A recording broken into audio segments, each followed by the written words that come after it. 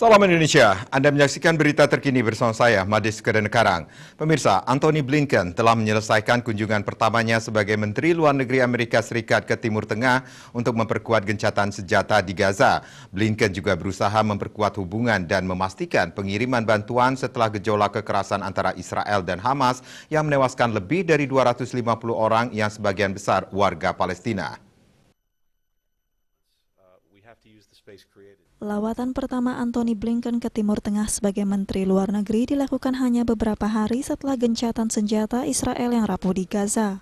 Serangan Israel sebagai tanggapan atas serangan roket Hamas yang mematikan di kawasan tersebut telah menewaskan puluhan orang dan menyebabkan bangunan menjadi puing-puing. Fokus pembicaraan Blinken dengan Perdana Menteri Israel Benjamin Netanyahu dan Presiden Palestina Mahmud Abbas adalah bagaimana AS bisa memperkuat gencatan senjata yang ditengahi Mesir dan membantu membangun kembali Gaza. Komitmen AS untuk merehabilitasi Gaza menimbulkan pertanyaan tentang bagaimana memberikan bantuan kepada warga sipil tanpa harus melalui Hamas yang oleh AS ditetapkan sebagai kelompok teror yang mengontrol wilayah Palestina. Para pejabat AS menyarankan untuk melibatkan Perserikatan Bangsa-Bangsa dan Otoritas Palestina untuk menghindari Hamas. Alon Pinkas, mantan konsul jenderal Israel di New York, mengatakan ia tidak melihat mekanisme yang akan memungkinkan Amerika mengelak dari Hamas atau menghindari mereka melalui Otoritas Palestina.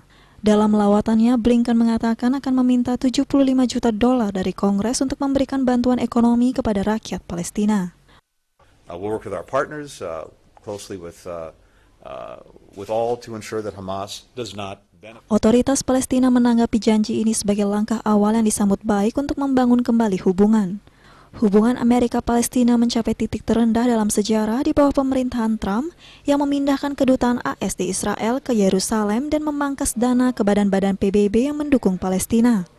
Di pihak Israel, permusuhan terbaru di Gaza mendorong pengkajian ulang kebijakan Israel terhadap Hamas. Untuk mencegah penyebaran COVID-19, ingat pesan Ibu selalu terapkan 3M, wajib memakai masker, mencuci tangan, menjaga jarak, serta hindari kerumunan. Dengan penerapan perilaku 3M, Indonesia segera terbebas virus corona menuju Indonesia maju. Tetaplah bersama Bali TV. Salam Indonesia.